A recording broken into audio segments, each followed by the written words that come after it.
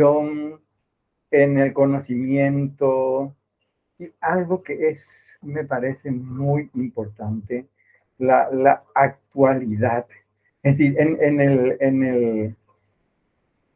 en el modo de ser de la vida actual, que me parece que es bastante importante tener un poco en cuenta eso a la luz de este mito de la caverna de Platón. Yo hice un esquema para seguir eso, para no desordenarme, pero igual me desordeno y entonces suele hacer un desordenado orden o un ordenado desorden. Pero, en fin, vamos a comenzar hablando del tema de la ciencia en Platón.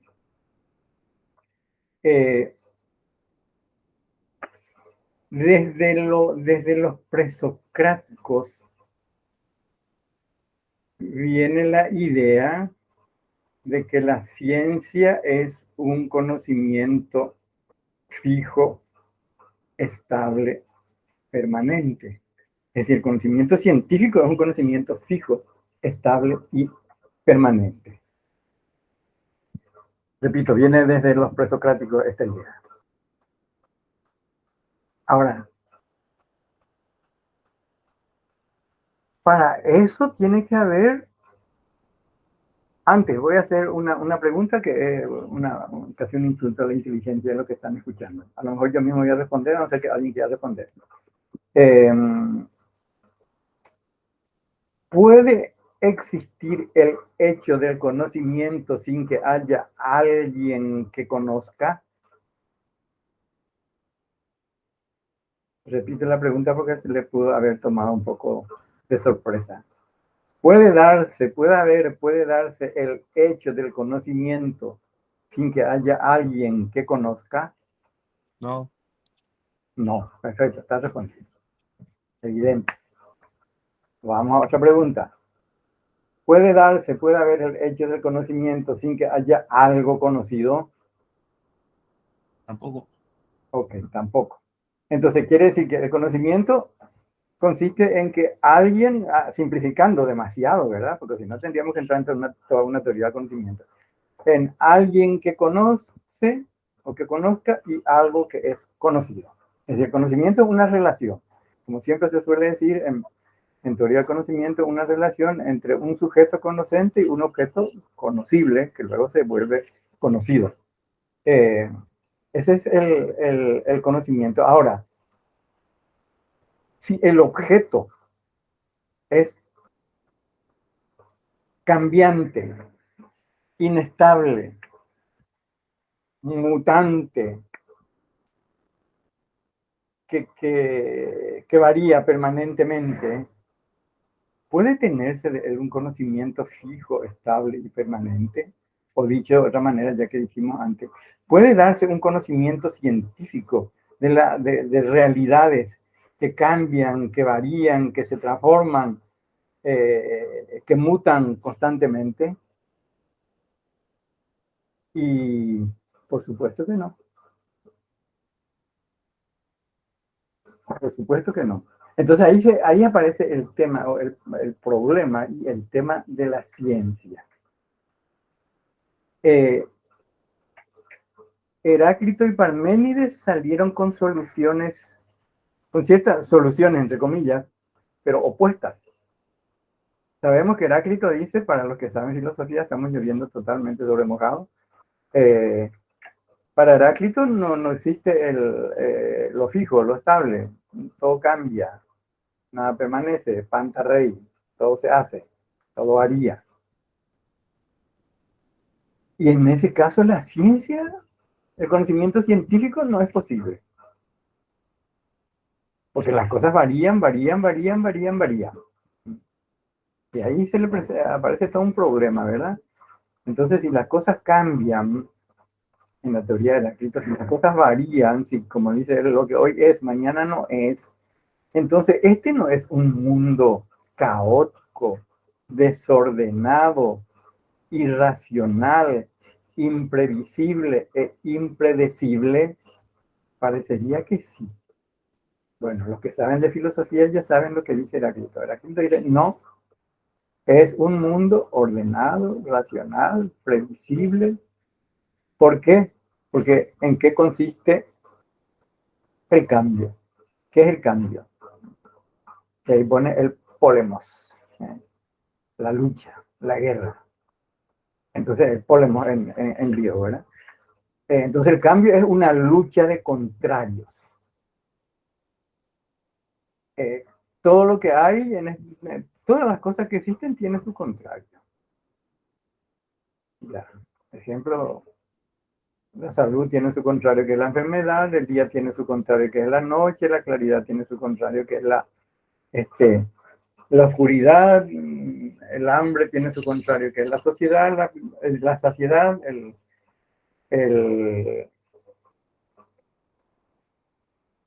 la pobreza tiene su contrario, que es la riqueza, etcétera.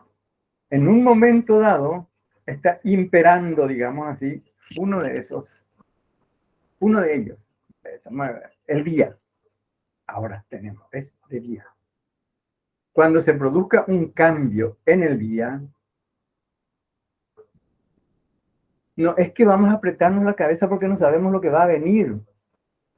Sabemos lo que va a venir, que su contrario. Su contrario. Cuando se produce un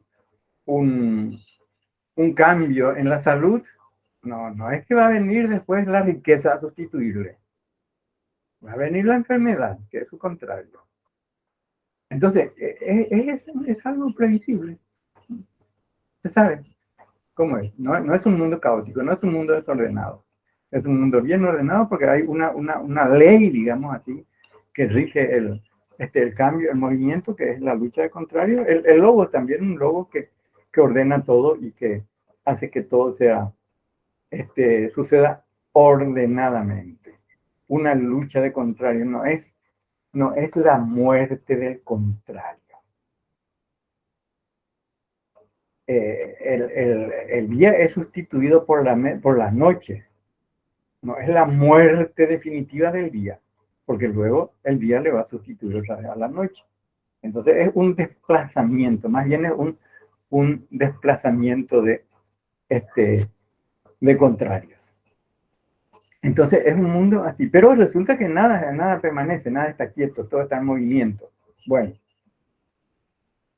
sabemos que Parménides es justamente lo contrario de Heráclito.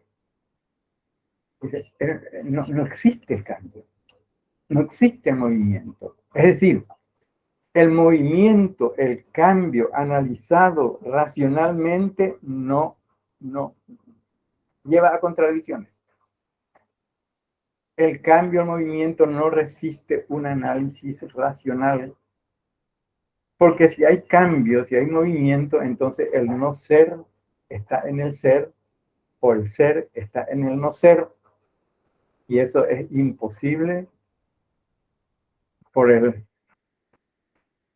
principio de contradicción, por el principio del tercero excluido. O se es o no se es. O es o no es. No hay eso de que el ser está en el no ser está en el ser. Bueno, pero resulta que eso es analizando racionalmente el cambio, el movimiento. Hay que tener en cuenta que Parménides es el precursor de la filosofía idealista, el precursor en la época antigua de la filosofía idealista. Entonces dice Parménides, el movimiento, el cambio, no. Bueno, y sí, pero ¿cómo que no existe? Y nosotros sabemos que sí hay. Pero ¿quién nos testifica? ¿Quién nos da testimonio de que sí existe el cambio, de que sí existe el movimiento? ¿Quién nos da testimonio de eso? Y los sentidos. Los sentidos me dicen que hay cambio, que hay movimiento, que hay transformación. Entonces aquí ya tenemos un problema. Por un lado tenemos que la razón me dice una cosa y los sentidos me dicen otra cosa. No puede,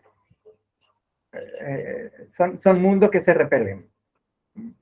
El mundo sensible y el mundo racional. son mundos que se repelen. Entonces tengo que quedarme con uno de ellos. Claro, Heráclito decide que, que el mundo racional del ser único, eterno, inmóvil, permanente es el mundo verdadero. El otro es un engaño de la razón, o al menos no se fía de eso. Ahí ya tenemos la desconfianza de los sentidos, que tomó Descartes, ya sabemos cómo. Pero ahí tenemos ya en Parménides esto. Y entonces, pero eso significa rechazar la realidad empírica. Es decir, eso significa entonces que no es posible una ciencia de la realidad empírica. Entonces Heráclito, digo, Parménides también imposibilita una ciencia de lo sensible, de lo empírico. Es decir, tomando estos dos grandes de los presocráticos, tenemos con teorías totalmente diferentes, pero igual los dos complican la posibilidad de la ciencia. Sócrates hizo algo, bueno, algo que después va a dar lugar, que después le va a dar pie a Platón. Sócrates lo que hizo es que buscó lo fijo, lo estable, lo permanente, no en el mundo real empírico, sino en lo, digamos así, en lo racional. Y llega, esto sabemos todos, a la idea de esencia y la formación del concepto a través de la esencia. Entonces, y la esencia no es una realidad sensible, pero la esencia no varía. La esencia es universal, por eso Sócrates es el que comenzó con la cuestión de las definiciones universales. En las definiciones tienen que ir incluidas la esencia. Cuando uno ha definido una cosa, dice ahí tiene que incluirse la esencia. De tal manera entonces que como la esencia es universal, al hacer una definición de algo, incluyendo la esencia, tenemos una definición universal. Y la esencia no cambia. Entonces es válido. Pero resulta entonces que él encontró, digamos así, estamos yendo muy rápidamente, ¿verdad? Él llegó a lo fijo, a lo estable, pero a nivel lógico. A nivel lógico, a nivel racional, digamos. A nivel lógico. No a nivel ontológico de realidad empírica. Ahí no. A nivel lógico. Entonces, encontró lo universal, encontró lo fijo, encontró lo permanente, en la esencia y en el concepto de las cosas. Pero, repito, a nivel lógico, a nivel racional. Bueno, con todo esto se encuentra Platón, con todo este problema. Y Platón fue más allá. Y a esa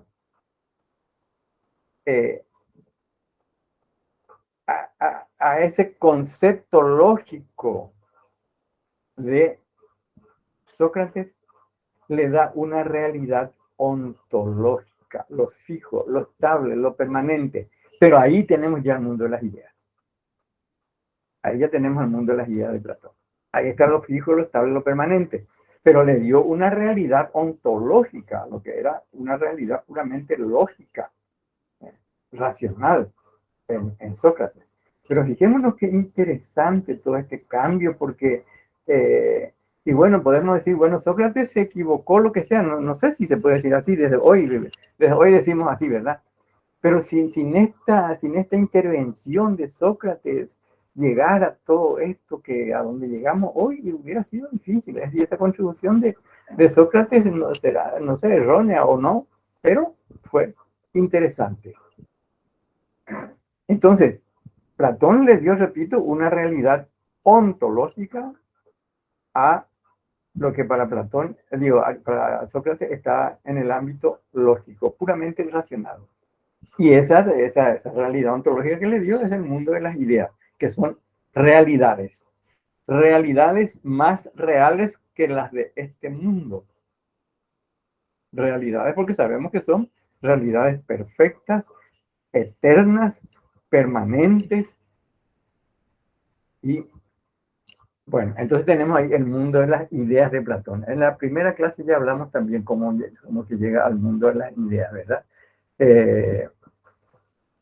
Bueno, entonces, para ir sacando algo de acá. Para Platón existe una relación entre ser y conocer. Es decir, ser y conocer son, digamos así, cosas correlativas. Es decir, a mayor ser, mayor conocer, mejor conocimiento, a mayor ser, mejor conocer.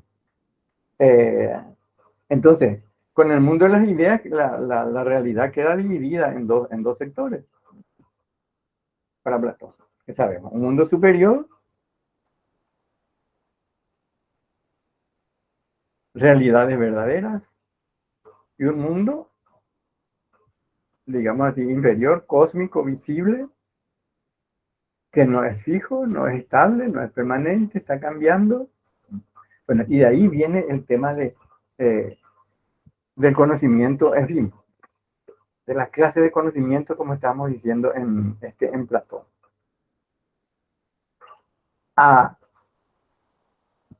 Correlación entre ser y conocer. A mayor ser, mayor conocimiento, mayor conocer.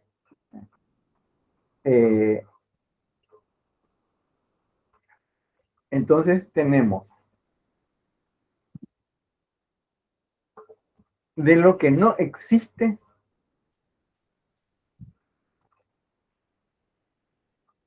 dice Platón, tenemos ignorancia, por supuesto. De lo que no existe tenemos ignorancia.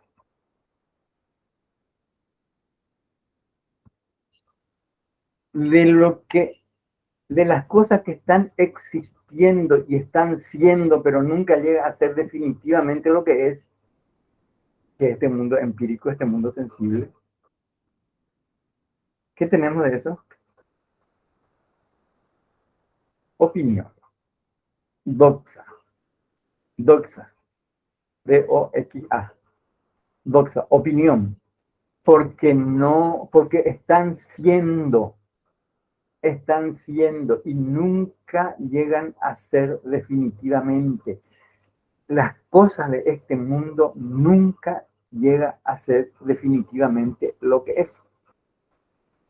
Aquí está el hombre que está siendo, que se va perfeccionando, pero nunca llega a ser el hombre perfecto, o la justicia, o lo que sea, ¿verdad? Todo lo que hay en este mundo está siendo, sin llegar a ser definitivamente o en grado absoluto eso que es. Bueno, y entonces de eso se tiene opinión. Y por supuesto, y de lo que es absolutamente, del ser absoluto, definitivo, que es absolutamente lo que es, de eso se tiene, ahí está, episteme, ciencia. De eso se tiene ciencia, episteme. Ahí tenemos. Ciencia ciencia es un conocimiento fijo, como dijimos al comienzo, fijo, estable, permanente, pero entonces tiene que ser conocimiento, ya que dijimos que no se da conocimiento sin conocer algo. Entonces el conocimiento científico es de algo que es fijo, estable, permanente. Y para Platón, lo fijo, estable y permanente son los habitantes, digamos así, del mundo de las ideas. En este mundo no está lo fijo, lo estable, lo permanente, sino que cosas que cambian. Entonces, de eso no se puede tener conocimiento científico, solamente, como sabemos, como decimos, opinión. Platón también habla de, claro, según estos mismos grados de conocimiento, ¿verdad? Que es el conocimiento sensitivo de los sentidos, de los seres materiales, de los seres sensibles, un conocimiento racional discursivo, de que poco se relata, conocimiento racional discursivo, que son las matemáticas, número, cantidad, geometría. Eso tiene conocimiento racional discursivo, es decir, la razón discurre y de una cosa va deduciendo otra. Entonces es un conocimiento racional discursivo. Y luego el conocimiento intuitivo. El conocimiento intuitivo, que es de los seres carentes de materia, de cantidad y de todo, que son los seres definitivos, los seres absolutos, es decir, las ideas. De eso tenemos intuición.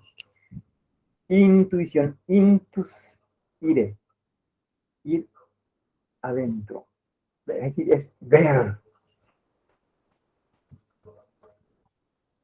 El conocimiento, digamos así, el conocimiento intuitivo es diferente al conocimiento racional, porque la intuición capta directamente, ve directamente, contempla directamente, como el alma, de lo que estamos en Platón, como el alma en el mundo de las ideas, contemplaba directamente las ideas.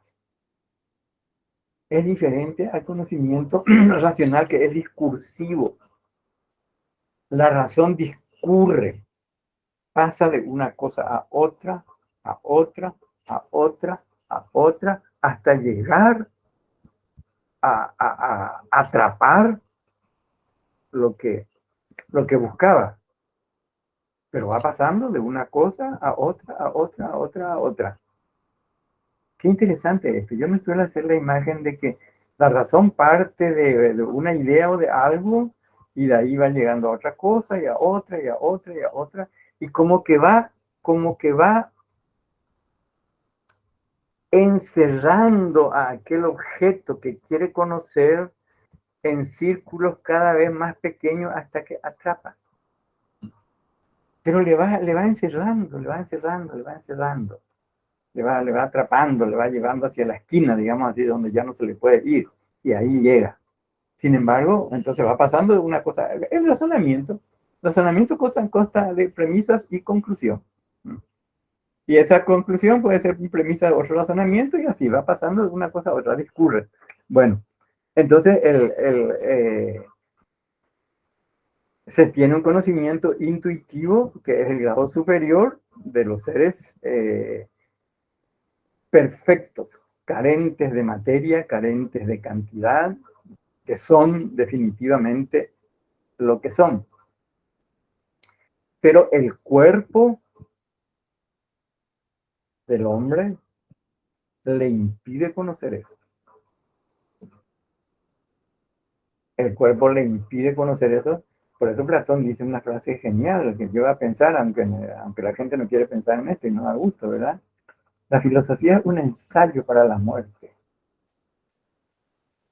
Porque únicamente después se va a tener ese conocimiento intuitivo, ese conocimiento de lo absoluto, de lo definitivo. Profe, ¿Sí? en atención a la frase nomás de filosofía como preparación para la muerte, por eso se le cataloga como un filósofo escatológico a Platón, ¿no es cierto? Claro, pero no solamente por eso, sino también por el tema de la salvación del alma, ¿verdad? Pero también por eso, ¿sí? Porque escatología pues significa salvación. Y Platón dice que y ahí está justamente, el cuerpo le impide llegar a ese conocimiento, a la episteme, a ese conocimiento, a esa intuición de las realidades perfectas del mundo de las ideas. Entonces, cuando muere, ahí tenemos, si el alma, ya sabemos, el tema de la reencarnación, si el alma no vivió bien según las virtudes, entonces se reencarna, se reencarna, se reencarna, hasta que llegue a, este, hasta que llegue alguien que viva bien. Este es un problema. Este es un problema. Hasta que llegue alguien que viva bien, entonces el alma se salva. Es decir, es la escatología, ¿verdad? Platón en este sentido sí es una teoría escatológica y como dice, una preparación para la muerte. Bueno, entonces la ciencia te da en ese último grado de conocimiento, que es el conocimiento intuitivo. La intuición, es decir, el alma intuye, ve las realidades perfectas. Pero el hombre mientras está en este mundo no es así. Bueno, y ahí tenemos el tema o el mito de la caverna. Ya sabemos el mito de la caverna, conocidísimo, ¿verdad? Una caverna, una cueva, allá en el fondo, unos hombres atados de tal manera que no puede, no puede darse vuelta, no puede mirar atrás, ni puede salir, aunque después al final puede uno. Y detrás, o a la entrada de la caverna, de la cueva, y bueno, hay una especie de promontorio, muralla, lo que sea, ¿verdad? Y antes de eso todavía una hoguera, una luz, una fuente de luz. Y pasan las cosas, o sea, los seres que van llevando las cosas verdaderas, van desfilando y llevando las cosas verdaderas. Pero esos hombres que están en la caverna ven la sombra, ven solamente la sombra que se refleja allá en el fondo de la caverna. Ellos no pueden mirar más que hacia el fondo de la caverna. Entonces, ¿qué es lo que está? Y eso que se ve, eso que ven esos hombres que están atados allí, esos son como si fuéramos nosotros, que en este mundo estamos viendo reflejos de la realidad verdadera. La realidad verdadera son las ideas que están en el mundo de las ideas, en el hiperuranio. Y estas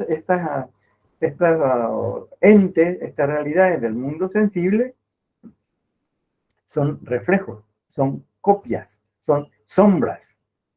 Y entonces nosotros vivimos así en ese, viendo sombras nada más, no la verdadera realidad. Y ahí está. Pero después, qué interesante, por eso es que es un mito tan decidero este de Platón. Uno se libera y sale, se va a mirar hacia atrás. Claro, ellos están prácticamente en la oscuridad, viendo allá al fondo de la caverna y la sombra nada más. Y sale, se acerca hacia la entrada de la caverna y la luz de la hoguera, esa luz fuerte, le molesta la vista, le molesta, que le cuesta acostumbrarse a eso, hasta que después, con esfuerzo va saliendo, va saliendo, va saliendo y sale fuera. Y bueno, y ahí ve las cosas. Es decir, ve la realidad verdadera. Es decir, ahí tenemos ese conocimiento, es un ascenso. Porque leyendo ese mito de la caverna, es genial la forma como relata Platón. Esa caverna tiene una pendiente así, y allá en el fondo están esos hombres, allá abajo, digamos. Entonces, el conocimiento significa ir subiendo ese camino, digamos así, escarpado de su vida, que cuesta, que da trabajo, que no es fácil. Entonces va subiendo hasta que, y le molesta la luz, hasta que después llega allá afuera y ve, contempla, digamos así, la verdadera realidad. Es decir, el proceso, el camino del conocimiento no es un camino fácil. Eso, es un proceso y hay que querer hay que querer, porque ¿qué pasa con él? ¿Qué pasó con ese que salió? Y vino a querer contarle y liberarle a los otros que estaban ahí encadenados, que no se liberaron y no quieren. No quieren. Digamos así, le podemos aplicar a otras cosas a lo mejor esto. No quieren, es mucho trabajo, es mucho esfuerzo y, y parece ser que no está igual que ahora. Por eso es muy actual esto, ¿verdad? No estamos en época de demasías, de hacer demasiado esfuerzo, demasiado trabajo. Y bueno, y entonces ahí, ahí va la cuestión, por ahí va. Pero entonces, por eso digo, ese mito de la caverna, la narración, los detalles son muy importantes. Porque repito, el fondo de la caverna sí tiene un piso, digamos que es una pendiente, y allá en el fondo está. ¿eh? Y el que se liberó tiene que subir esa pendiente, no es fácil.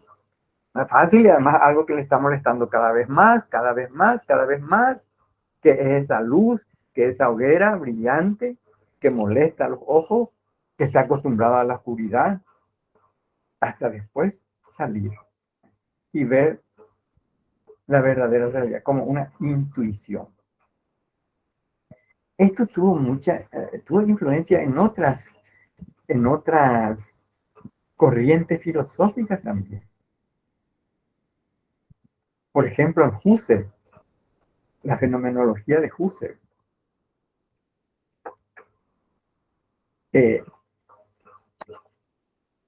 Husserl habla de la intuición de las esencias.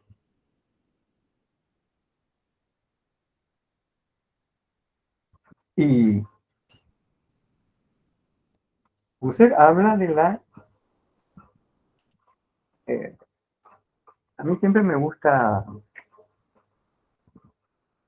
mostrar un poco la influencia que tuvo en otras corrientes filosóficas, al menos en algunas, no podemos en todas, ¿verdad?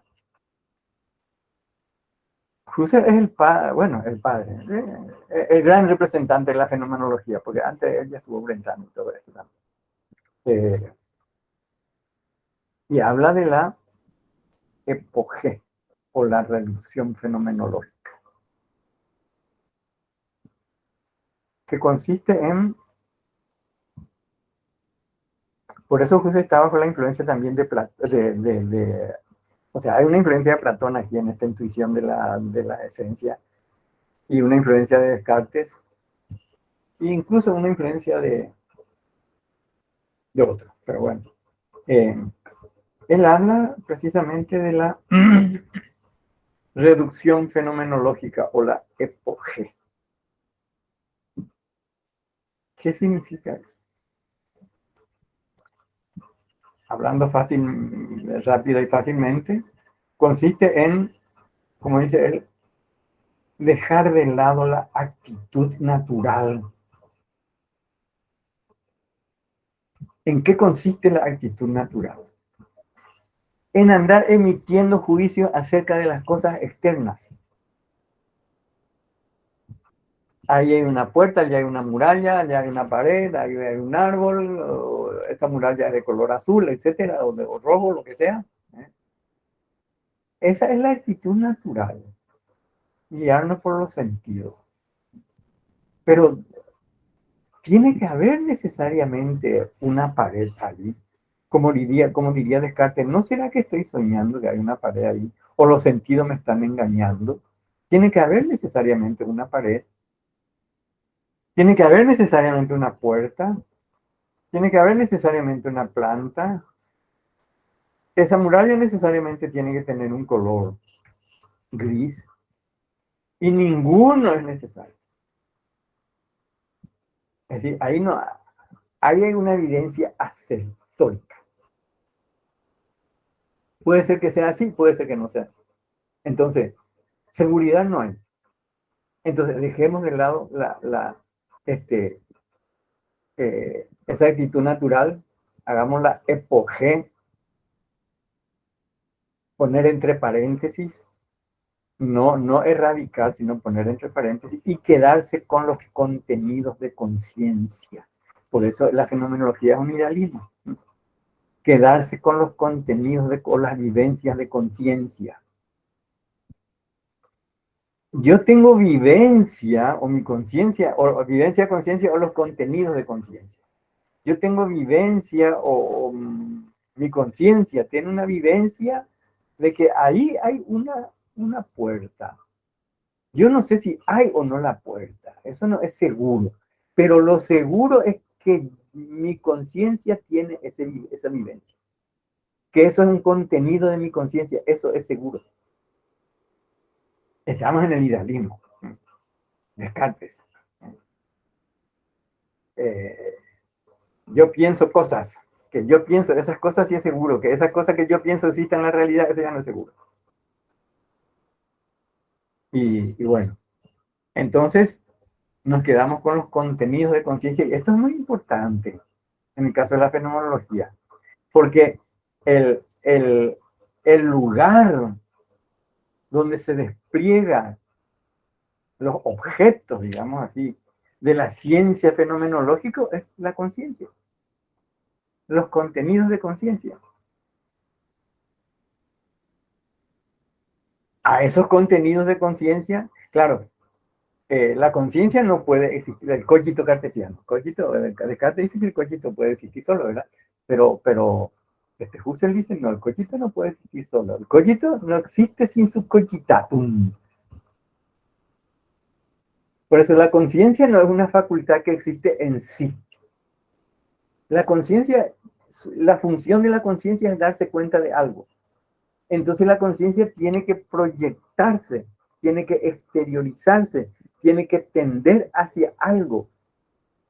Si prescindimos de ese proyectarse, de ese tender, de esa exteriorización, no hay conciencia. O sea, la conciencia consiste en eso. Y claro, tiene que haber algo que responda a esa exteriorización de la conciencia. Por eso no existe la conciencia vacía. Que existe el cogito, que es la conciencia, con su cogitatum, con lo concienciado. Eso concienciado por la conciencia es el fenómeno. Eso, los contenidos de conciencia. Es lo fenoménico, diría acá, pero es el fenómeno. Pero es fenomenología. Todo fenómeno que está en la conciencia, todo fenómeno tiene su logos. Todo fenómeno tiene su lo que es.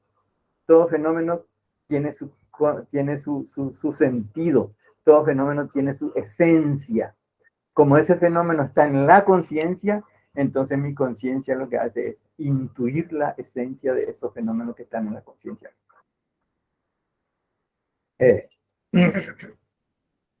Ahí tenemos una fuerte influencia platónica, la intuición. Es como el alma que intuye esas realidades del mundo de la vida. Intuye. Para Platón esas realidades del mundo de la vida son esencias. Y o sea, ahí tenemos una influencia platónica bastante importante. Bueno, aquí hay alguien que sabe muchísimo más que yo de esto. ¿Cómo hay también alguna influencia de esto en Schopenhauer? Y sabe muchísimo más que yo de esto el profesor Robert León.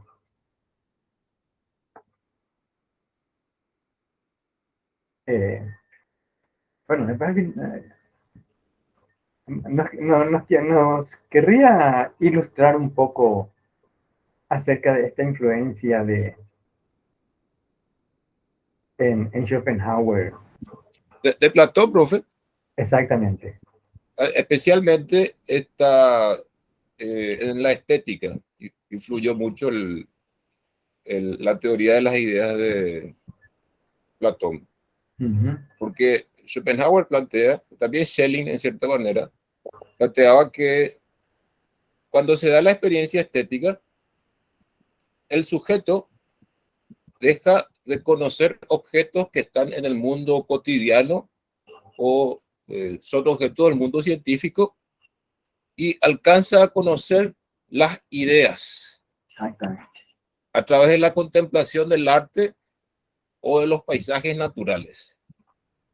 Y también ahí se da una transformación íntima del sujeto que conoce, plantea Schopenhauer, profe, porque el sujeto deja el sufrimiento que está asociado con el mundo cotidiano, se libera del sufrimiento y capta las ideas a través de la contemplación del arte o los paisajes naturales. Muy fuerte la influencia de Platón en Schopenhauer, así como también la influencia de Kant. Y ya que hablamos de Schopenhauer, vamos a preguntarle algo más. Schopenhauer pues, es pesimista, podemos decir así, ¿verdad, Robert? Un pesimismo metafísico. Hablar de Schopenhauer a mí me viene aquella frase de uno de los representantes de la época de oro de la literatura española, Calderón de la Barca, que dice: el peor mal del hombre es haber nacido. Y otro que es Cioran, que dice el que tiene una obra al inconveniente de haber nacido, ¿verdad? Ahora, profe, esa contempla, o sea, el arte entonces viene a ser para Schopenhauer uno de los caminos, digamos así, de salvación para salir de ese sufrimiento. ¿Es el camino definitivo? No, profe, porque lo que Schopenhauer plantea es que el contemplador, al acceder a esa experiencia estética, aumenta su sensibilidad para el sufrimiento una vez que abandona esa experiencia, porque esa experiencia es momentánea. Exacto. Yo contemplo la obra de arte, me libero del sufrimiento durante ese instante de contemplación, pero después vuelvo. Recupero mi condición de sujeto sufriente. Me mezclo otra vez entre las cosas del mundo cotidiano, entre las preocupaciones cotidianas, entre el miedo que viene asociado con el sufrimiento, con el inconveniente de que al haber experimentado esa experiencia estética, ha aumentado mi sensibilidad para sufrir. Entonces, esa sensibilidad que aumentó de alguna manera gracias a la contemplación estética y ese momento que me permitió librarme momentáneamente del sufrimiento, de alguna u otra manera viene asociado con más sufrimiento otra vez. Pero la salida definitiva, dice Schopenhauer, es la negación de la voluntad de vivir que se da en los santos y en los místicos. Y Schopenhauer describe en qué consiste esa negación de la voluntad de vivir que se da, como decíamos, entre los santos y místicos de todas las religiones y de todos los tiempos. Así que la experiencia estética no es más que un bálsamo, profe, un bálsamo momentáneo para librarse del sufrimiento, pero no es la solución definitiva. Es la negación de la voluntad de vivir, y ahí venía la crítica de Nietzsche, a Schopenhauer. Nietzsche veía con desconfianza esa salida del sufrimiento, porque Nietzsche asociaba todo eso con la moral tradicional. Y ahí se dio, profe, el diálogo constante y la crítica que hace Nietzsche a su antiguo maestro. Schopenhauer, que plantea la negación de la voluntad de vivir, y Nietzsche, que mantiene que el camino es la afirmación plena de la voluntad de vivir, no su negación. Y muy interesante, por eso es que, es decir, Schopenhauer en un momento dado, eso, como acaba de decir, la negación o la huida, digamos así, de la voluntad de vivir. Que Nietzsche dice, no. Bueno, ahí para eso hay que hablar Nietzsche de lo apolíneo y lo dionisíaco y todo eso, ¿verdad? Que no vamos a meternos en eso ahora. O sea, ¿qué qué fuerte, qué importante, qué significativo es este mito de la caverna de Platón, que tuvo así tantas influencias. Y quizás podríamos citar otro también, ¿verdad? Pero vamos a ir lejos. Profe, Bueno, sí. profe, este mito de la caverna, profe, no podría ser una alegoría al proceso, al juicio, proceso y condena a muerte de Sócrates. O sea, Sócrates como el que sale, que conoce la luz y el que vuelve, ¿verdad? Queriendo dar conciencia o iluminar a los atenienses. Y termina como termina, ¿verdad? Al igual que el personaje del mito de la caverna que vuelve y termina de una manera trágica, ¿verdad? Se puede comparar o se puede decir que la venganza de Platón contra los atenienses, ¿verdad? A lo mejor la idea de la venganza de Platón contra los atenienses es un poco fuerte, ¿no? En fin, no sé, ¿verdad? No sé si se puede decir así, pero sí hay un paralelismo. Hay un paralelismo porque justamente esa Sócrates liberado y que habla del conocimiento, pero lo de Sócrates es muy interesante. El conocimiento es sobre todo un conócete a ti mismo, ¿verdad? Pero sí, hay un paralelismo sin duda ninguna. Es que no hay ningún filósofo que sea una isla, que haga su teoría sin ninguna relación con los anteriores, como si viniera en un momento dado en que no hay nada de lo que él va a decir. No, es siempre una continuación, una aclaración, una afirmación, una transformación o una negación, pero siempre en relación, ¿no? Los filósofos, ni los filósofos, ni tampoco los científicos, ¿verdad? Son islas, sino que esto es una cadena. Nos hubiera llegado a todos los conocimientos científicos que se tienen hoy si no hubieran existido todos los anteriores. Porque si no va a ser siempre un comenzar de cero, un comenzar de nuevo. Y entonces no avanza. Entonces la ciencia no avanza. Entonces es siempre una continuidad, ruptura en algunos casos y continuidad. Pero una ruptura en el sentido de transformar algunas cosas, agregar, ¿verdad? Pero continuando sobre lo que ya hay y sobre lo que ya está. Bueno, entonces, como estuvimos diciendo, la ciencia perfecta se da en ese último grado de conocimiento, que es el de la intuición de esas realidades perfectas. Por eso para Platón, una ontología no tiene mucho sentido. Ontología.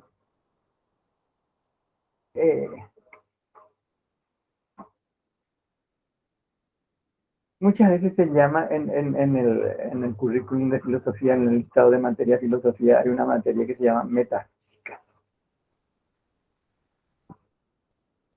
Y la metafísica es un recipiente, un continente que contiene varias cosas. Una de ellas es la ontología, la teodicea, la teoría del conocimiento. Algunos le agregan, hoy ya no se llama así, una materia que antes se llamaba psicología racional, pero todo eso es el contenido de la metafísica. La ontología, bueno, es el onto, significa ente, existente. Ontología es el estudio, el análisis de todo lo existente, de todas las cosas existentes, de todos los entes. Ente es el participio del verbo ser, sum en latín, que es ens, entis, y ese verbo sum significa ser y existir. Entonces, el participio presente del verbo ser, o sea, del verbo sun en latín, con significado de existir, es existente. Entonces, ente es todo lo existente, todo lo que existe. Nosotros, todo lo que tenemos delante, una computadora, la mesa que está encima de la computadora, la silla donde estamos sentados, el piso sobre el cual estamos parados, el techo, la puerta, la pared, todo es ente. Pero, si volvemos a Platón, todo es ente que está siendo y nunca llega a ser definitivamente. Por eso es que una ontología para Platón no tiene mucho sentido. Porque se está conociendo algo que no es absolutamente, que no es realmente, que no es absolutamente. Y nada de lo que existe, el es con mayúscula, en esto insiste mucho la existencia, los existencialistas, el es con mayúscula o el ser con mayúscula no le es aplicable a ninguno de los entes de este mundo. Porque lo que hacen los entes es estar enteando, es decir, están existiendo. Eso es lo que hace. Y existe hasta cierto momento. Como dice Platón, están siendo, pero nunca llega a ser definitivamente. Y si tomamos otra vez lo de Heráclito, y cambia, y cambia, y cambia, y cambia. Su contrario viene. La noche nochea hasta la medianoche. Y luego ya viene el amanecer. Y así todo tiene su mochila, que es su contrario, que tiene detrás. Dice Heidegger, es la negación de la omnitud del ente. El ente no es todo. No es en sentido absoluto. Está haciendo, está haciendo, está haciendo. Heidegger nos sale con estas frases que te marean de repente, que hay que dejar la obra y ponerse a clavar codos para sacarle el significado. La negación de la omnitud del ente. Omnitud, que viene de omnis, omne latín, que significa todo. Ningún ente es todo. Ningún ente es totalmente lo que es. Sino que eso. Está haciendo y nosotros también. Y nosotros también. Y nosotros también. Estamos siendo. Nos vamos perfeccionando, hacemos el gran trabajo de perfeccionamiento, de realización. Otros no hacen, ¿verdad? Pero hacemos, digamos así, este gran trabajo de perfeccionamiento, de realización, y nos morimos. Sin llegar, sin perfeccionarnos, sin realizarnos totalmente, sin humanizarnos totalmente. Ese es el destino, digamos así, de toda la realidad. Y por eso para Platón no tiene mucho sentido una ontología. Porque viene a ser una opinión sobre cosas que están siendo y que no son definitivamente y que varían. Entonces, un conocimiento de opinión, opinativo, probabilidad. La opinión pues me da probabilidad. Si vamos a la teoría del conocimiento, diríamos, en forma precisa, muchas veces se dice, y aquí aparece otra vez lo que alguien la otra vez dijo, cómo las palabras se extiende en su significado.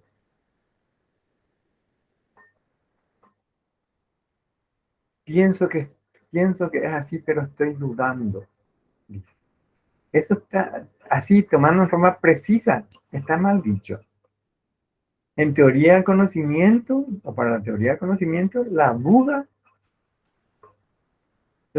dice es un estado de equilibrio mental.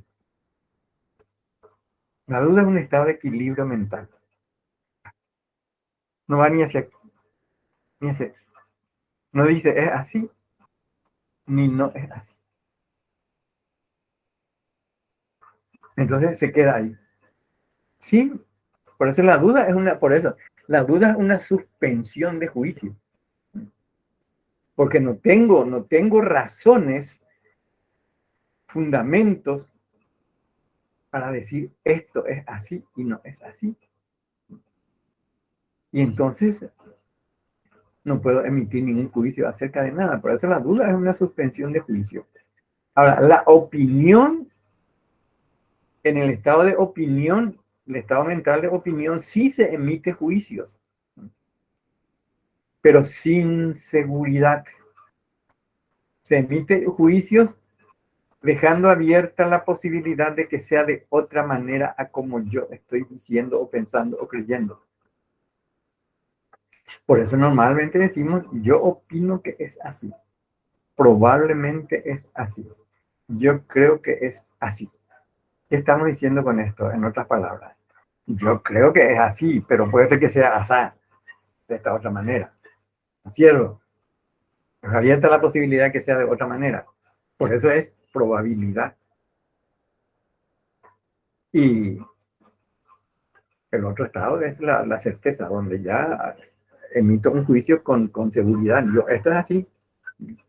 No, cierro la posibilidad de que sea de otra manera. Bueno, pero como dice Popper, vamos por conjeturas y refutaciones. Vamos por conjeturas y refutaciones. Y aprendiendo de los errores, que es muy importante. Bueno,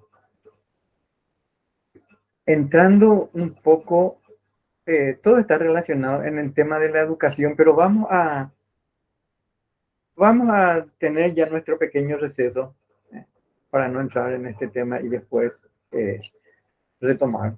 Antes de comenzar el tema, vamos a tener nuestro receso de 10 minutos. No decimos la hora. Cada uno mira su reloj y en 10 minutos nos encontramos otra vez en el mismo lugar y en la misma hora dentro de 10 minutos. Dale, profesor. ¿Estamos? 10 minutos. Dale. Perfecto. Bueno, yo voy a apagar mi cámara para ir a tomar un poco de agua.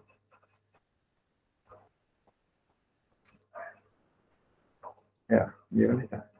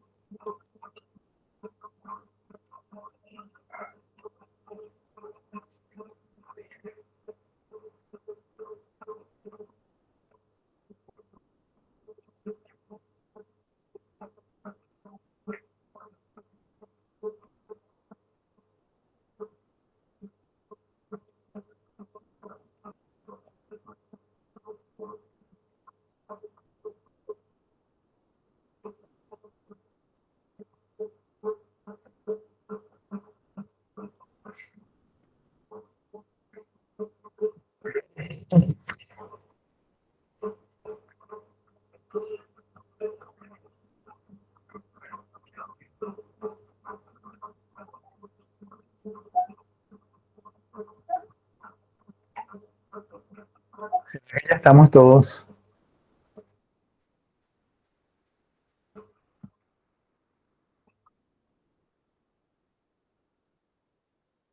Hay que tocar el timbre o la campana.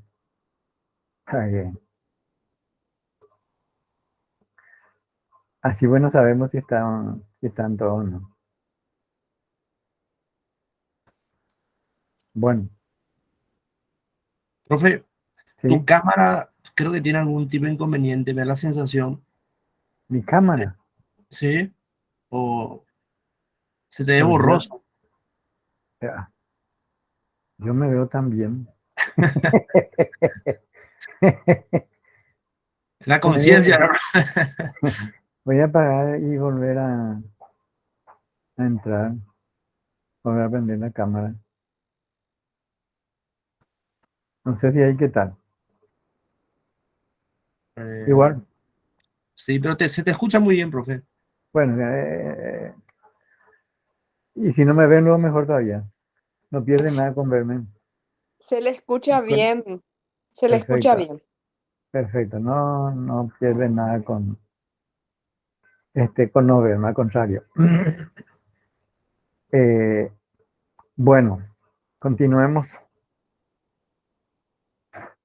Este tema del mito de la caverna, o este mito, esta alegoría del mito de la caverna, este mito, el significado del mito de la caverna también tiene su correlación en la religión.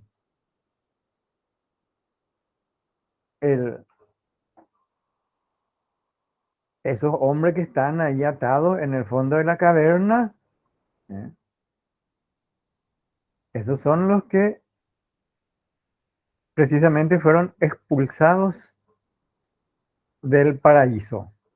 El alma que está encerrada en un cuerpo, que está encadenada en la materia, y entonces está fuera del mundo verdadero, del mundo perfecto.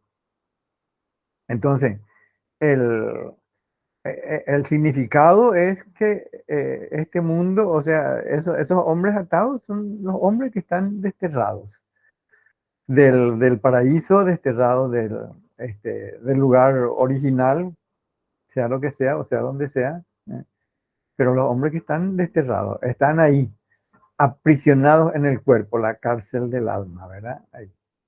Y entonces,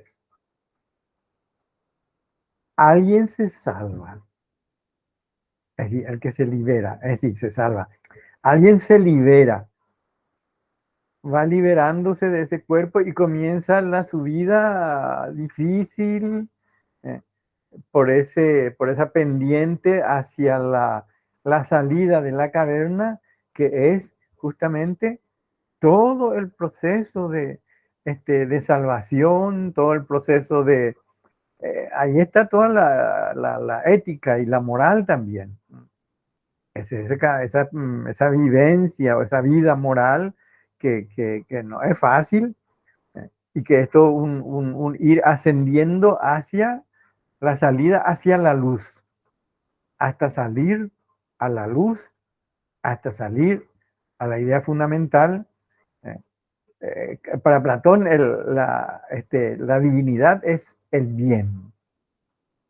Y bueno, y entonces ahí sale hasta llegar a contemplar la idea del bien, que es el, este, dentro de la religión viene a ser como la visión beatífica. Pero es todo ese proceso de salvación. Y mientras tanto,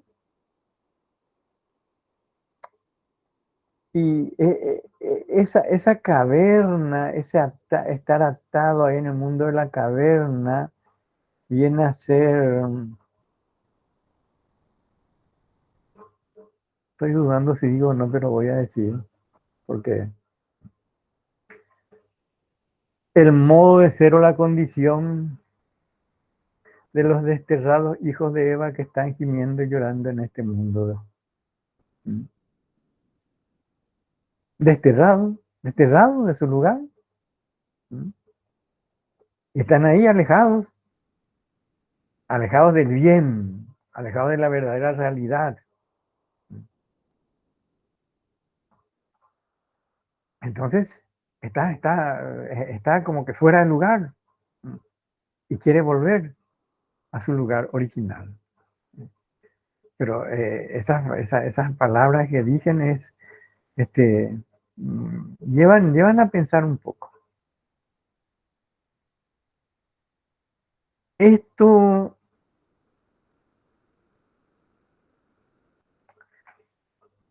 menos mal, estoy dudando en decir, pero digo, esto menos mal fue yendo o fue superándose a partir del Renacimiento. Este mundo ya no es el valle de lágrimas de los desterrados hijos de Eva. Este es el único lugar del hombre. Este es el único lugar del hombre. Claro, puede trascender, sí, pero mientras tanto este es el único lugar del hombre. Y tiene que vivir este mundo y tiene que cuidar este mundo. Y tiene que trabajar este mundo y tiene que transformar este mundo y tiene que ser habitable este mundo. No despreciar porque porque este es un lugar de paso. Porque este es un momento. Eso es medio egoístico. O sea, eso tiene que cuidar. Sin embargo, Santo Tomás ya, digamos así, ya matizó la idea al decir que en comparación con Aristóteles, este mundo creado por Dios es inteligible. Entonces se puede entender para servirse de él, para utilizar, para valorar, para transformar, porque es el lugar del hombre. Heidegger dice, este es el único lugar del hombre. Claro, el cristianismo habla de trascendencia, después va a trascender, ¿verdad?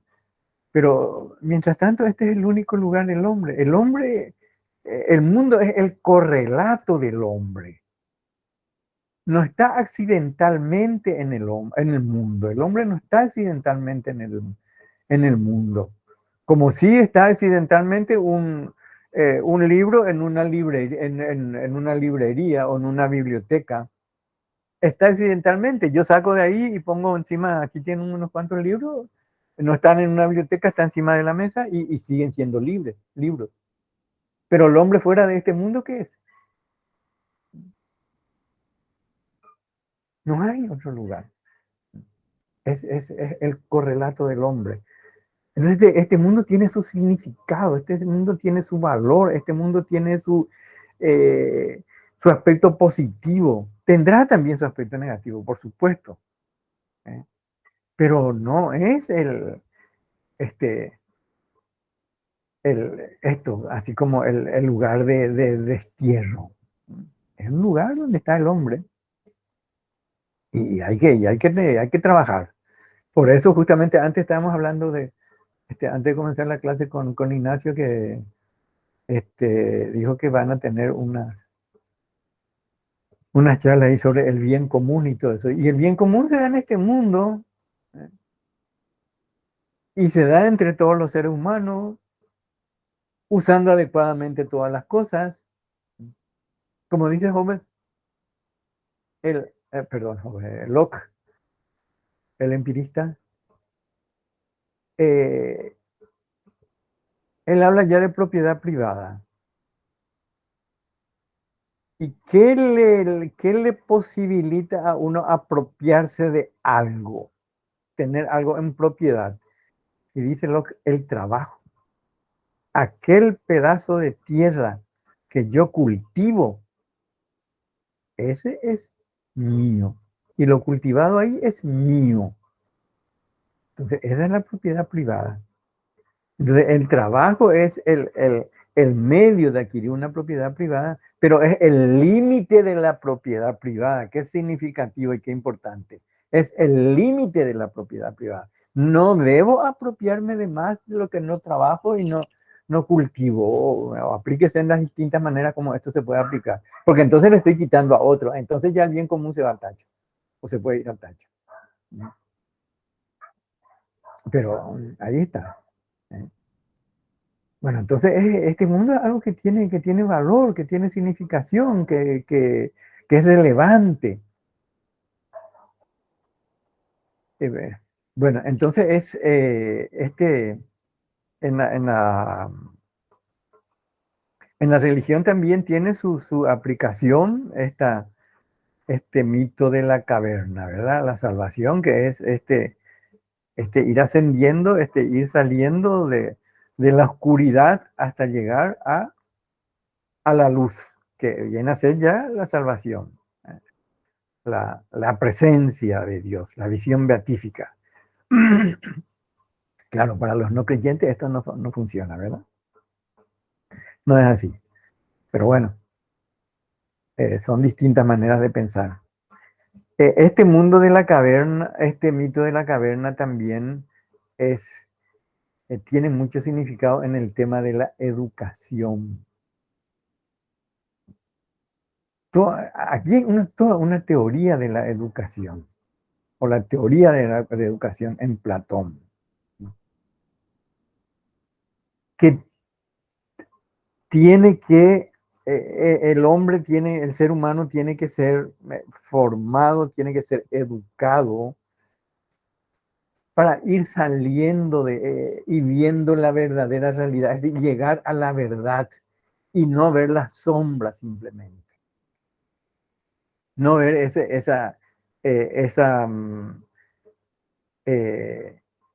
reflejo simplemente de la verdadera realidad, sino llegar a la verdadera realidad, llegar a la verdad.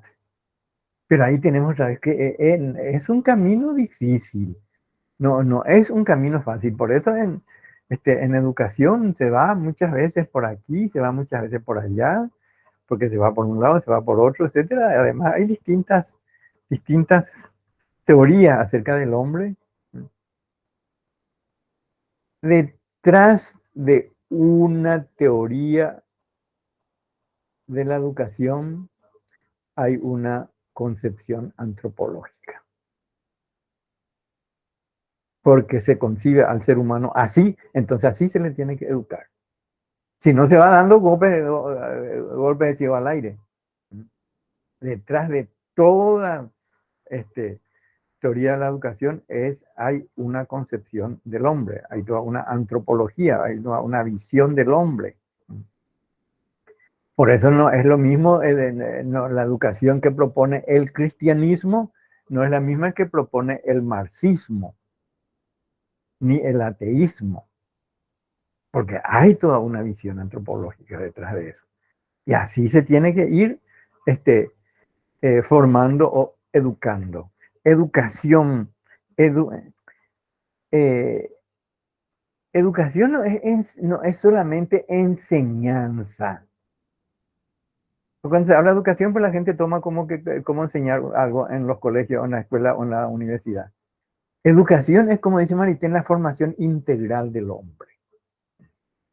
Esa es, educar, formar al hombre de forma integral. No enseñarle una materia. Esa forma parte mínima, pero es toda la formación integral del hombre.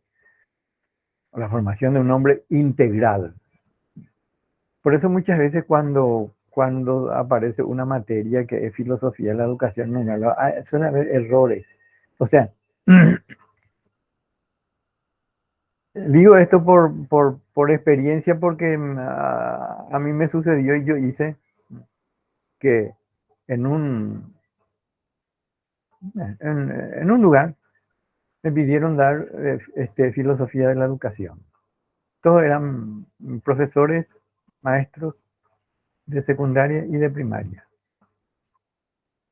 El primer día le dije, si vienen acá esperando que yo le indique modo de enseñanza o técnica de enseñanza, están muy equivocados.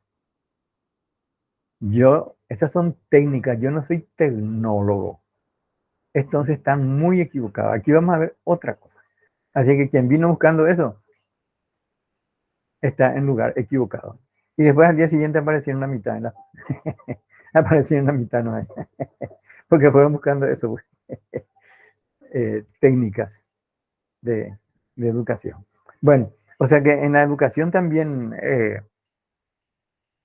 o sea, este mito de la caverna también tiene toda una teoría educativa, como la educación es un proceso de salir de esa opinión para llegar a la verdad,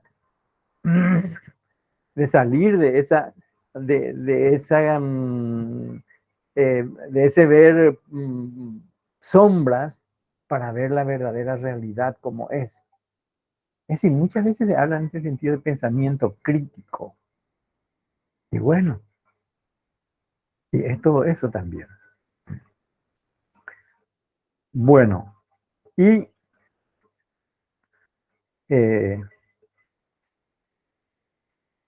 yo relacioné esto y hice un escrito con el tema de la ilustración. Y tomé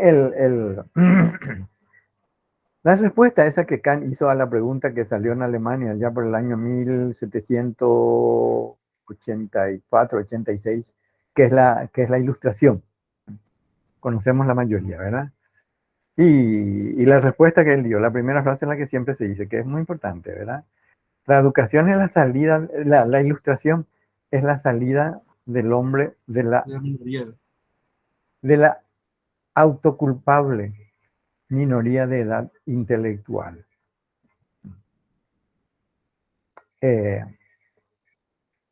Sabemos que la ilustración es el siglo XVIII. Los franceses le llaman el siglo de las luces. ¿Por qué? Porque la razón era la época de la diosa razón. Es decir, como que se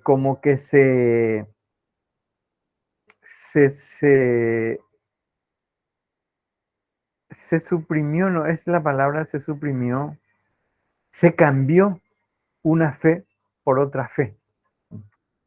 Se cambió la fe en Dios por la fe en la razón y la diosa razón.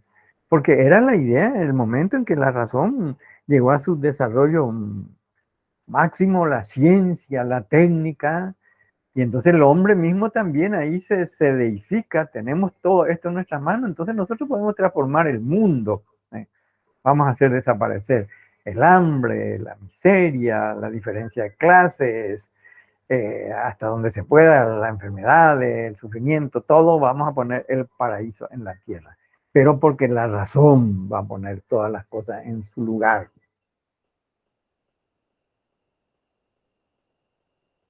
Pero luego vinieron los desastres que vinieron.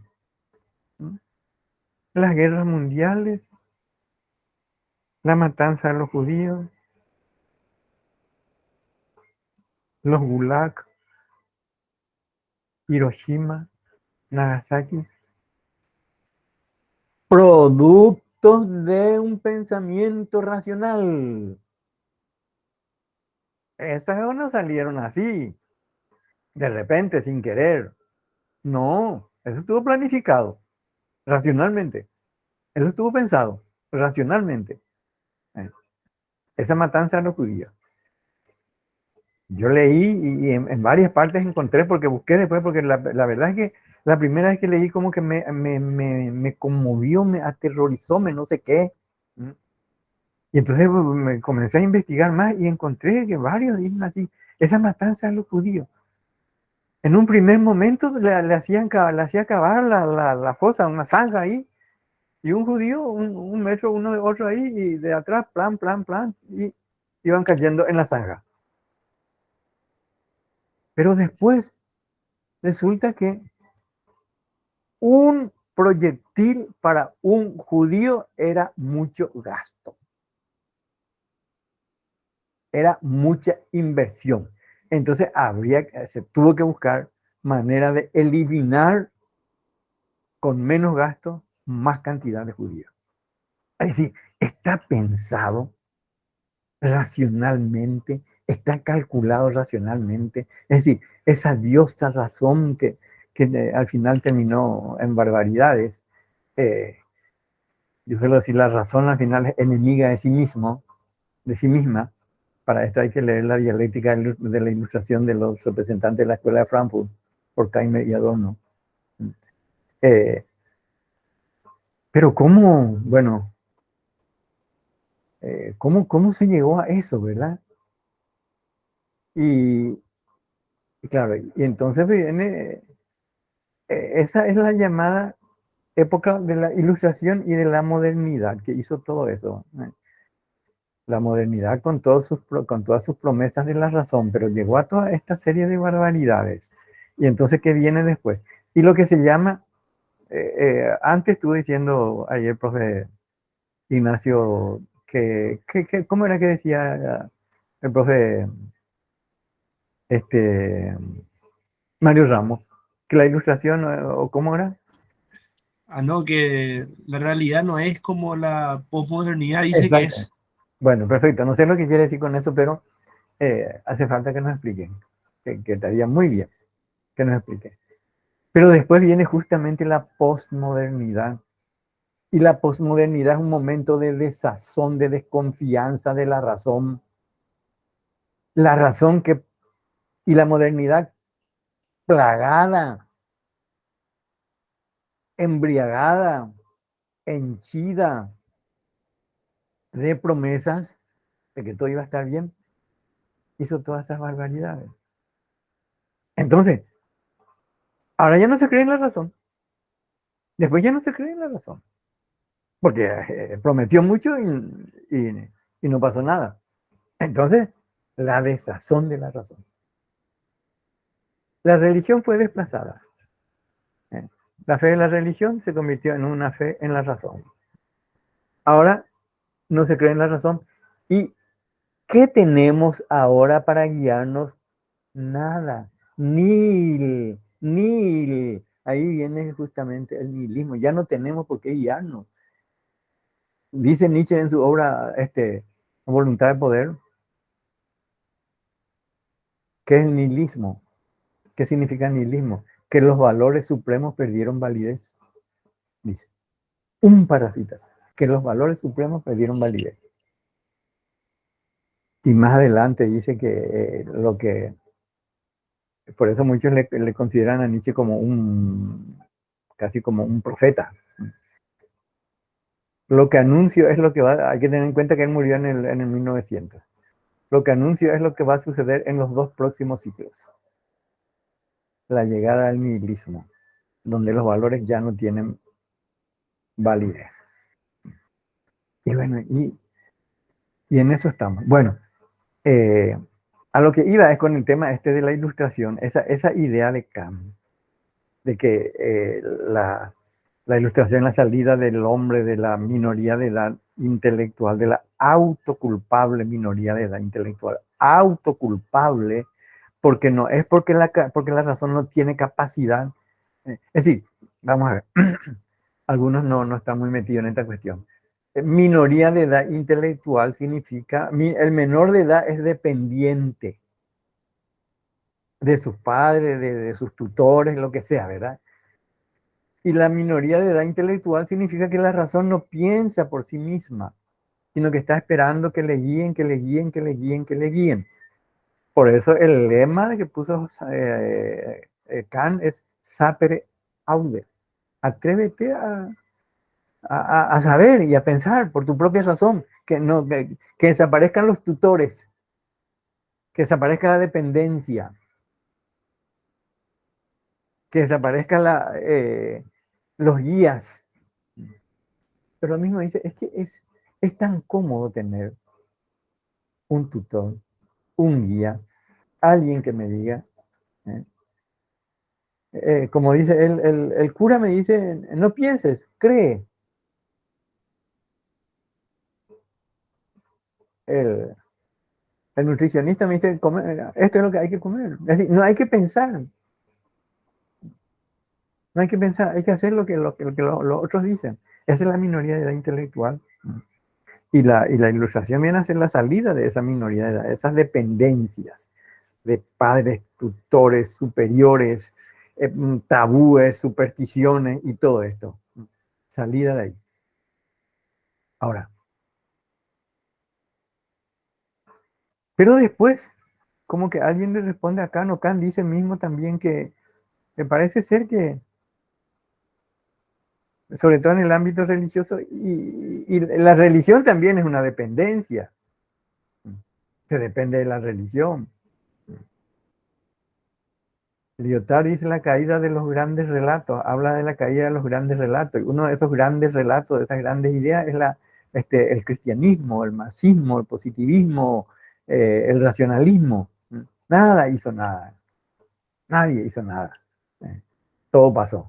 Entonces los grandes relatos ya no sirven. Y el cristianismo tampoco. Pero los cristianos, dice Kant, siguen creyendo y lo que dice, no, pero y dejarnos a nosotros con nuestro Dios, con nuestra misa, con nuestras velas, con nuestro rosario, dejarnos tranquilos. Bueno, si trasladamos esto a la caverna de Platón, yo me pregunto, ¿será que el hombre quiere ser ilustrado? Como dice la ilustración, o como pretende la ilustración. ¿Será que el hombre quiere ser ilustrado?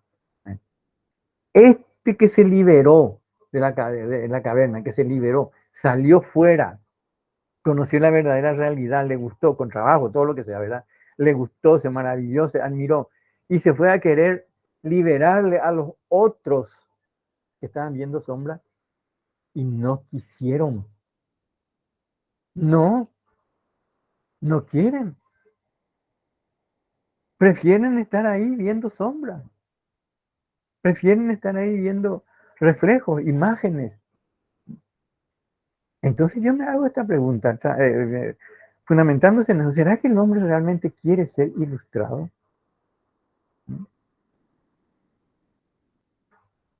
Desprenderse de todo eso. No sé si se podrá desprender de todo eso, ¿verdad? No sé, porque eh, Erich Fromm tiene una obra que se llama Miedo a la libertad. Ahí él habla de libertad de y libertad para. La libertad es todo un proceso de liberación, precisamente, es un proceso de liberación de dependencia, de sujeciones, de supersticiones, de tabúes, todo un proceso de liberarse de eso. Entonces, esa es la libertad de, me libero de toda presión que me viene de fuera para libertad de, ok, me liberé. ¿Y ahora qué hago? ¿Para qué? ¿Ahora qué hago? ¿Para qué? Y si no sé para qué, que normalmente no se sabe, entonces yo mismo busco otra dependencia. Busco otra cadena. Cambié de cadena. Cambié de jaula. Pero busco otra cadena a la cual atarme. Y por eso digo, este tema de ¿será que el hombre quiere ser ilustrado? Ahora estamos atrapados por el consumismo. Y nos creemos libres. Nos creemos libres. Pero estamos atrapados por por ese consumismo. Porque ellos mismos te hacen creer de que de que es libre, de que ahí tiene todo, puede elegir entre un montón de cosas que quiera, pero hay que elegir entre esas cosas. La dialéctica de la ilustración de Horkheimer y Adorno tiene un capítulo genial sobre este tema. El tema de la cultura. Se busca otra vez eso y hay que hacer eso que te están ofreciendo, porque si no estás como fuera de lugar. Y la sociedad presiona. Y la sociedad presiona. Si no estás al día en esas cosas, estás fuera de lugar. Uno es un bicho raro, fuera de lugar. No sé si conocen la obra de, fue bestseller, Naomi Klein. Naomi Klein. No logo. Así se llama, no logo. Es una obra genial. Y hay una parte en uno de los capítulos, él ya habla, así muy rápidamente dicho y simplificando bastante, que voy a desfigurar probablemente, de la relación 1-6. Un niño, un adolescente, a veces no tan adolescente también, que se relaciona con otros, que habla de tal cosa, que tiene tal cosa y él no tiene. Entonces, ese adolescente tiene abuelo paterno y materno. Abuelo y abuela paterno, 2. Abuelo y abuela materno. Materno. Papá y mamá. A los 6 le va a atacar. Uno de ellos le va a comprar. Va a lograrle, uno de ellos va a lograr. Es decir, estamos otra vez atrapados por algo. Nos gusta liberarnos. Es que te pone en una situación de confort, de satisfacción, de comodidad. Herbert Marcuse, el hombre unidimensional. De confort, de comodidad, ¿cómo vas a criticar? El Edén. Eso. Es como el Edén. ¿Cómo? Es como el Edén. El Edén. Sí, ¿qué pasa Un con lugar el ideal, Edén? ¿no? Y el Claro. consumismo nos conduce al Edén. Es nuestro Edén ideal, idealizado. Exactamente. Sí. Y bueno, y ahí, pero te pone, el tema es que te pone en esa situación de comodidad, de confort, de satisfacción, que, como dice Herbert Marcuse, no, no, no se puede criticar, es irracional criticar eso. Y nadie quiere ser irracional. Porque eso está hecho, está pensado racionalmente. Pero es irracional criticar eso. Porque te tiene en una situación tan agradable que no se puede. No te da lugar. Yo suelo preguntar muchas veces, hablando de estas cosas y otras, ¿qué es el tiempo libre? La mayoría dicen, y yo considero tiempo libre cuando ya salgo de mi trabajo y ya, salí de mi trabajo, de la oficina, o lo que sea, de lo que tengo obligación de hacer y ya me liberé, ya es mi tiempo libre. Te tiene programado el partido, la novela, el shopping, la peluquería, el gimnasio, te tiene todo programado y todo liberado. Todo estructurado. No hay tiempo libre. No te dejan. Es decir, preferimos, si trasladamos esto al mundo de la caverna, se prefiere vivir en esa caverna donde se ven sombras como si fuera la verdadera realidad. Déjenme aquí que yo estoy bien con esto. Yo estoy bien con estos espejitos, con estas cositas, yo estoy bien, déjenme aquí. Y, y bueno, y así y estamos en esto, atrapados. Por eso, y sigo, y siempre yo me hago una pregunta, ¿será que el hombre quiere ser ilustrado? Así como dice Kant, es cuestión de pensar un poco. O estamos en esa caverna, que nos están engañando y nos dan cositas así, pero nos tienen atrapados, liberados. ¿Será que el hombre quiere ser liberado? Y es cuestión de averiguar, es cuestión en fin, de pensar. Es que esto de pensar es lo que no y no. Cuando, fijémonos, no sé si ustedes se fijaron, pero yo solo fijarme. Cuando hay un feriado largo, un lunes feriado,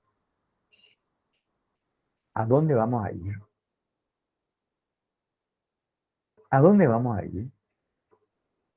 Quédate en tu casa a hablar un poco con tu familia, a ver cómo está la cosa, un ensimismamiento para ver cómo soy, cómo estoy haciendo las cosas, un silencio. Pero el silencio no le gusta a la gente. ¿Por qué? Porque grita muy fuerte. Es un silencio que grita muy fuerte y te dice, esto estás haciendo mal, esto no es así, esto estás haciendo mal. Pero da gusto, da gusto.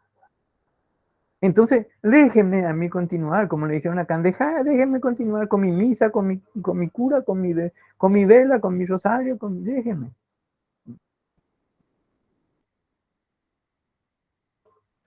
Que para mí, en este sentido, este mito de la caverna también tiene mucha, sacándole el jugo, tiene mucho de actualidad. ¿Será que quiere ser liberado por el hombre de la cadena?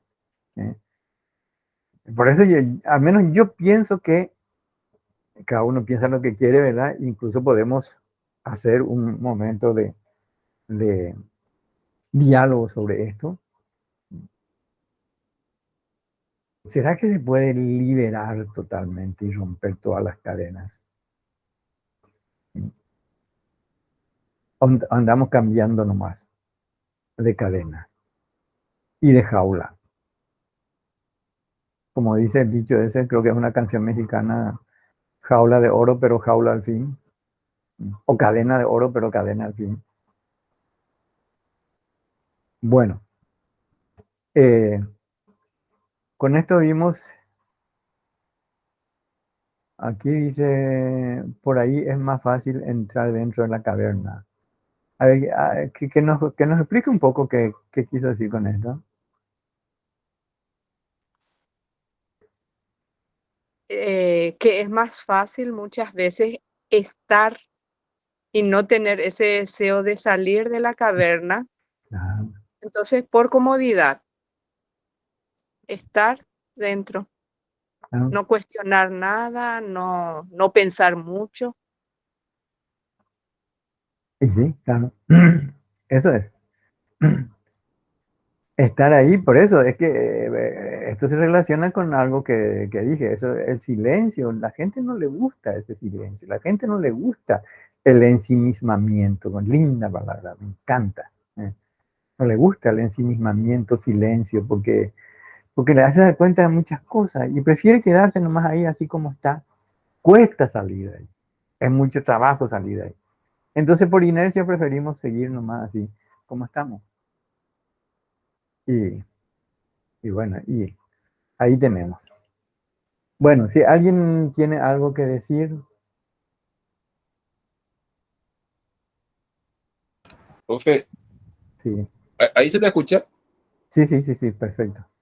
Profe, ¿no te parece que las situaciones límites de las que habló Jaspers Sí, no son un factor que nos permite de alguna manera entender por qué una persona decide, siguiendo la alegoría de la caverna, decide salir hacia el exterior, buscando la luz sí. del bien, de la verdad, de la plenitud, de la vida? ¿No te parece que esas situaciones límites propician Y esa búsqueda, ese ascenso? exactamente, exactamente, sí. Y las situaciones límite este, de Jaspers son, como él dice, límite. Límite no significa acabamiento, que se acabó ahí, sino que hasta ahí llega una cosa y después viene otra.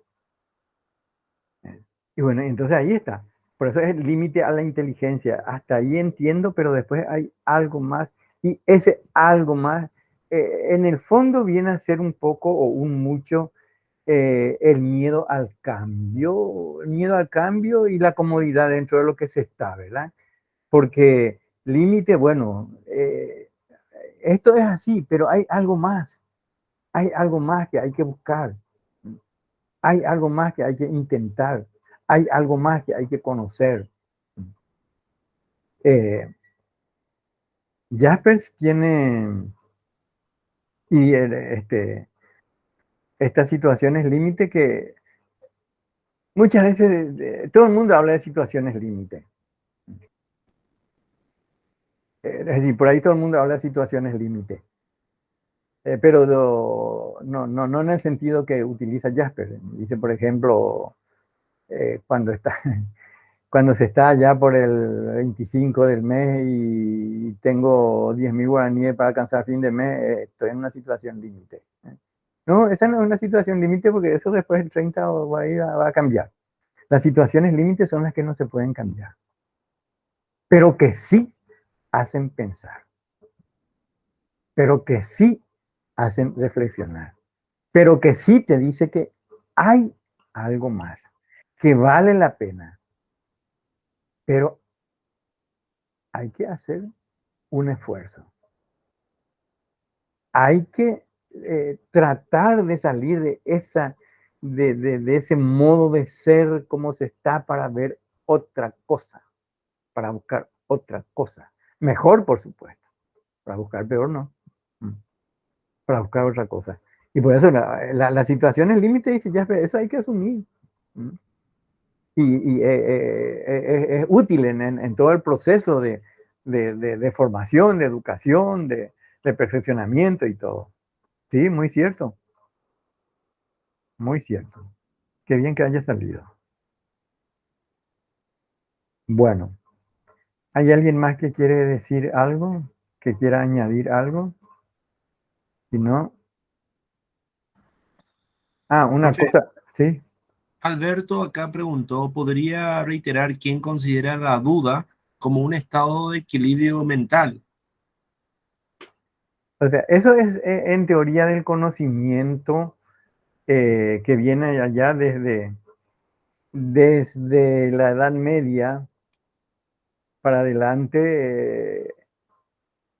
Pero eso está bien, sí, más concretamente, está muy bien expuesto en un librito que se llama Teoría del Conocimiento de Hessen, con H, H-E-S-S-E-N, Hessen.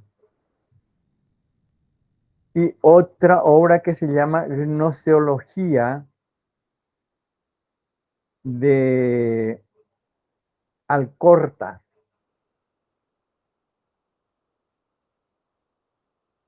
Y otra obra que también se llama Gnoseología de Grenet,